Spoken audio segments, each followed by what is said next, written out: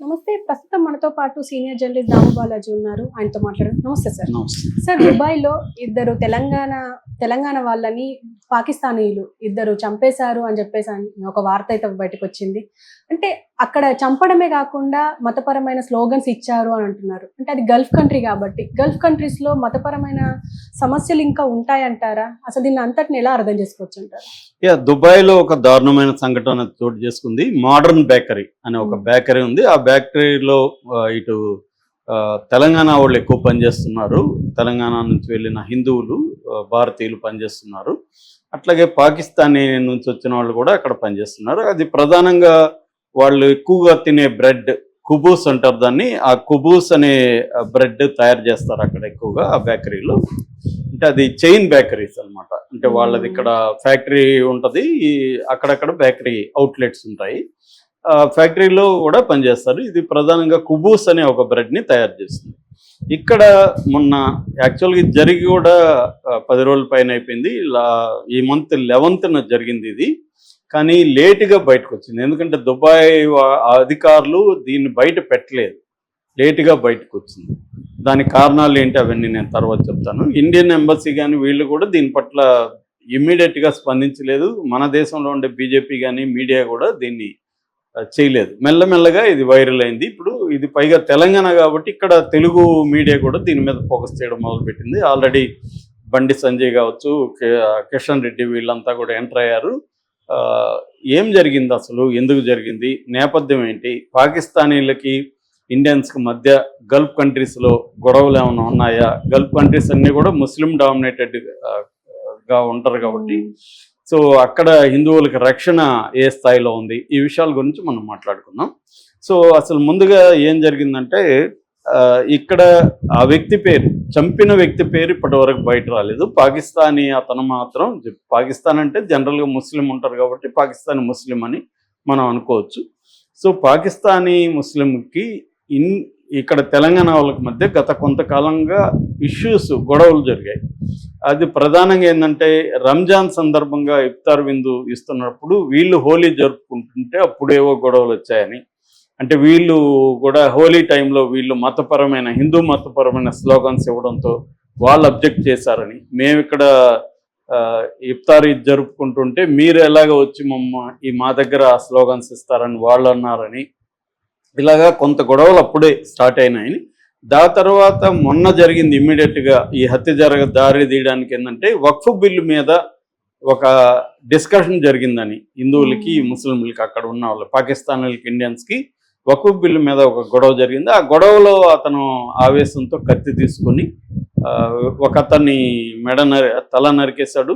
ఇంకొక అతన్ని గుండెల్లో పదే పొడిస్తే చనిపోయాడు. ఇంకొక అతను కూడా ఇద్దరు సీరియస్గా గాయపడ్డారు. బట్ వాళ్ళ ప్రాణం అయితే పోలేదు. సో ఇద్దరు తెలంగాణ వాళ్ళు చనిపోయారు. సో అతన్ని అయితే అరెస్ట్ చేశారు, జైల్లో పెట్టారు ఆ పాకిస్తాన్ అతన్ని. ఈ బేకరీ యాజమాన్యం కూడా ఈ విషయాలను ఎక్కడ బయటికి చెప్పొద్దని మిగతా వర్కర్స్ని కూడా సీరియస్గా కంట్రోల్ చేశారు. వాళ్ళు కూడా ఉద్యోగం పోతుందని భయపడి చేయలేదు. అయితే వీళ్ళ బంధువులు, ఈ చనిపోయిన వాళ్ళ బంధువులు మాత్రం దీన్ని అక్కడున్న బంధువులు కావచ్చు, ఫ్రెండ్స్ కావచ్చు, వాళ్ళు వీళ్ళకి ఇంటిమేట్ చేశారు. ఇలాగా ఇది బయటికి వచ్చింది. దాని తర్వాత మన ఎంబసీ కూడా ఇప్పుడు అక్కడ ఎంబసీని కాంటాక్ట్ చేస్తున్నారు. దీనికి సంబంధించి న్యాయం జరగాలనేది డిమాండ్ చేస్తున్నారు. సో వీళ్ళు ఎవరు అంటే అష్టపు ప్రేమ్ సాగర్, ఈయనకి 35 ఏళ్ళు, వీళ్ళది నిర్మల్ జిల్లా. ఈ అష్టపు ప్రేమ్ సాగర్కి 12 ఏళ్లకు ముందు పెళ్ళయింది ప్రమీల అనే ఆమెతో. వీళ్ళకి 2 ఆడపిల్లలు, విఘ్న అండ్ సహస్ర పుట్టి నాకు ఈయన చూడలేదు యాక్చువల్గా. ఇతను ఏంటంటే 2006లో దుబాయ్ వెళ్ళాడు, అక్కడ నుంచి పనిచేస్తున్నాడు. అయితే 2 ఏళ్లకు ముందు ఒకసారి వచ్చి ఇక్కడ కొంతకాలం ఉన్నాడు. ఉన్నప్పుడు ఆమె ప్రెగ్నెంట్ అయింది భార్య. ప్రెగ్నెంట్ ఉన్న స్టేజ్లోనే బిడ్డ పుట్టక ముందే వెళ్ళిపోయాడు ఆయన. సో దాదాపు 2 ఏళ్ళు అయింది బిడ్డను చూసి. ఇప్పుడు చూద్దాము, బయలుదేరదాము అని, త్వరలో వస్తాను నేను ఇంటికని మొన్ననే ఫోన్ చేశాడు ముందు రోజు భార్యకి. భార్య ప్రమీలకి హెల్త్ ఇష్యూస్ కూడా ఉన్నాయి. సో ఆమెకు కూడా ధైర్యం చెప్పాడు, నేను వస్తున్నాను, కొద్ది రోజులు ఉంటాను, నేను అన్ని సాల్వ్ చేసి వెళ్తాను, ఆ పాపను కూడా చూడాలని ఉంది, నాకు వీడియోలో చూడడం తప్ప ప్రత్యక్షంగా చూసి ఎత్తుకోవాలని ఉంది, ఇవన్నీ ఆయన చెప్పాడని చెప్తున్నారు. అలాగే తను చంపక ముందు కూడా ఇతను వేడుకున్నాడని, నాకు 2 ఆడపిల్లలు ఉన్నారు, ఒక ఆడపిల్ల ముఖం కూడా నేను చూడలేదు, దయచేసి నన్ను చంపొద్దు అని వేడుకున్నాడు, అయినా అతను వినలేదనేది కూడా ఒక వార్త వస్తుంది. రెండవ వ్యక్తి శ్రీనివాస్. ఇతను నిజామాబాద్ దగ్గర జగిత్యాల జిల్లా అవుతుంది, ధర్మపురి మండలం దమ్మన్నపేట. ఈ శ్రీనివాస్ది స్వర్గం శ్రీనివాస్ ఇతని పేరు. ఇతనికి భార్య జమున, చందు, సూర్య అని 2 పిల్లలు, తల్లి రాజవ్వ వీళ్ళు ఉన్నారు. భార్య ఈ మధ్యనే విడిపోయింది కూడా, పిల్లల్ని కూడా తీసుకెళ్ళిపోయింది. సో ఇతను తల్లిని చూసుకుంటూ పిల్లలకు కూడా హెల్ప్ చేస్తూ దుబాయ్లో ఉన్నాడు. ఇతన్ని కూడా చంపేశారు అన్నమాట. వీళ్ళు కాకుండా ఈ శ్రీనివాసలో బావమరిది డేగం సాగర్ అని అక్కడే ఉన్నాడు. అతనికి సీరియస్ గాయాలని అతను హాస్పిటల్లో ఉన్నాడు. ఇప్పుడు అతనే మనకి మీడియాలో ఈ విషయాలన్నీ చెప్పాడు, ఎలా జరిగింది ఏంటి అని. అంటే ఆర్గ్యుమెంట్లు జరిగాయి, అతను రెచ్చిపోయి మేము వేడుకున్నాము, మాకు పిల్లలు ఉన్నారు, మేము దూరంగా వచ్చి ఉంటున్నాము, ఏదో ఆర్గ్యుమెంట్లో ఒక మాట అటు ఇటుగా మాట్లాడుండొచ్చు, దానికి చంపేస్తారా అని మేము అడుక్కుంటే కూడా వినలేదు. అతను కత్తి తీసుకొని ఒక ఉన్మాదంతో పొడిచేసి స్లోగన్స్ ఇచ్చాడు అనేది అతను చెప్తున్నాడు. అయితే ఇక్కడ చాలామందికి వచ్చే డౌట్ ఏంటంటే, గల్ఫ్ కంట్రీస్లో గల్ఫ్ కంట్రీస్ అంటేనే ముస్లిం డామినేటెడ్ కంట్రీస్ కదా, మరి అక్కడ హిందువుల పరిస్థితి ఏంటి అని. నిజానికి గల్ఫ్ కంట్రీస్లో మత కలహాలు అనేవి ఆల్మోస్ట్ అరుదు. పాకిస్తానీ వాళ్ళు ఉంటారు అక్కడ, ఇండియన్స్ ఉంటారు, వీళ్ళ మధ్య మత కలహాలు అనేవి వాళ్ళు అలో చేయరు. వాళ్ళు చాలా స్ట్రిక్ట్గా ఉంటారు, రూల్స్ కూడా వాళ్ళకి స్ట్రిక్ట్గా ఉంటాయి, శిక్షలు కూడా వాళ్ళు దారుణంగా వేస్తారు. మనకు తెలుసు, వాళ్ళకి ముస్లిం అయినా ఒకటే, హిందూ అయినా ఒకటే, ఏమి వివక్ష చూపారు. ఆ మేరకు చూస్తే మన మోడీ గవర్నమెంట్ వచ్చిన తర్వాత మోడీ వాళ్ళతో చాలా చాలా సన్నిహిత సంబంధాలు కలిగి ఉన్నాడు. ఈ మధ్య కూడా టెంపుల్ కూడా సౌదీ అరేబియాలో టెంపుల్ కూడా కట్టించారు, వాళ్ళు పర్మిషన్ ఇచ్చారు. సో అలాగా మోడీ ఈ మధ్యకాలంలో గల్ఫ్ కంట్రీస్తో చాలా మంచి ర్యాపో మెయింటైన్ చేస్తున్నాడు. ఆ మధ్య కూడా ఖతార్ ఇష్యూ వచ్చినప్పుడు కూడా మన ఖతార్లో 8 మందికి మరణ శిక్ష పడితే కూడా మోడీ ప్రభుత్వం దాన్ని జాగ్రత్తగా డీల్ చేసి వాళ్ళని తీసుకొచ్చింది. అట్లాగా ఈ అనేక ఇష్యూల్లో కూడా మోడీ ప్రభుత్వం ఈ గల్ఫ్ కంట్రీస్తో ఇది ఉంది. గల్ఫ్ కంట్రీస్ అంటే బేసిక్గా జీసీసీ అంటారు, గల్ఫ్ కోఆపరేషన్ కంట్రీస్ అంటారు, జీసీసీ. ఇవి ఒకటి యుఏఈ, యునైటెడ్ అరబ్ ఎమిరేట్స్, ఇదే దుబాయ్ అంటుంటాం మనం. రెండోది Saudi Arabia, Kuwait, Qatar, Oman, Bahrain. ఈ కంట్రీస్లో ఇండియన్స్ 90 లక్షల మంది ఉంటారు మొత్తంగా ఈ దేశంలో. అంటే వాళ్ళ టోటల్ వర్క్ ఫోర్స్లో 31.5% ఇండియన్ వర్క్ ఫోర్స్ ఉంటుంది. ఎక్కువగా మనది semi skilled and skilled labour ఎక్కువగా ఉంటారు. అన్స్కిల్డ్, సెమీ స్కిల్డ్, స్కిల్డ్, ఈ 3 రకాల వాళ్ళు ఉంటారు. పాకిస్తానీ వాళ్ళు ఇదే పాపులేషన్లో పాకిస్తానీ వాళ్ళు 50 లక్షల వరకు, 45 నుంచి 50 లక్షల వరకు పాకిస్తానీ పాపులేషన్ ఉంటుంది. వర్క్ ఫోర్స్లో 10.8% మాత్రమే పాకిస్తానీ వాళ్ళు ఉంటారు. ఎందుకంటే పాకిస్తాన్ జనాభా మన దేశంతో పోలిస్తే చాలా తక్కువ కాబట్టి వాళ్ళు తక్కువ ఉంటారు. కాకపోతే మన ఇండియన్ ఎకనామీ కంటే పాకిస్తాన్ ఎకనామీ అతి ఘోరంగా ఉంటుంది కాబట్టి వాళ్ళ దేశం నుంచి వలసలు అయితే ఎక్కువ ఉంటాయి. సో క్రైమ్ రేట్ ఎలా ఉంది వీళ్ళల్లో అని చూసుకున్నప్పుడు పాకిస్తానీ వాళ్ళల్లో క్రైమ్ రేట్ ఎక్కువే ఉంది. ఫర్ ఎగ్జాంపుల్ ఒక సింపుల్ లెక్క చెప్తాను నేను. ఈ యుఏఈ ఇప్పుడు జరిగిన దుబాయ్ జైళ్ళలో పాకిస్తాన్ వాళ్ళు ఎంతమంది ఉన్నారు, ఇండియన్స్ ఎంతమంది ఉన్నారు అని చూస్తే పాకిస్తానీ వాళ్ళు 5,292 మంది ఒక యుఏఈ జైళ్ళల్లో ఉన్నారు. ఇండియన్స్ 1966 మంది ఉన్నారు.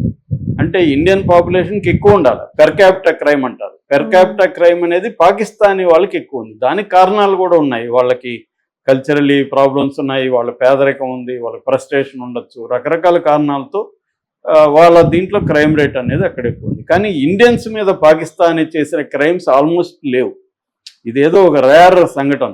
దాన్ని మనం జనరలైజ్ చేసి పాకిస్తాన్ వాళ్ళు ఇండియన్స్ మీద అక్కడ దాడి చేసి వస్తున్నారని చెప్పడం కరెక్ట్ కాదు. ఇది మామూలు సంఘటన, ఎవరో ఒక ఇండివిజువల్కి సంబంధించిన సంఘటన తప్ప అక్కడ దీని తర్వాత కూడా పాకిస్తాన్ వాళ్ళంతా ఇండియన్స్ మీద దాడి చేసేయడము, ఇండియన్స్ వెళ్ళి వాళ్ళు గొడవలు పడడం అనేది లేదు. ఎందుకంటే దుబాయ్లో చాలా సీరియస్గా స్ట్రిక్ట్ లాస్ ఉంటాయి. వాళ్ళ పాస్పోర్ట్లు కూడా అక్కడ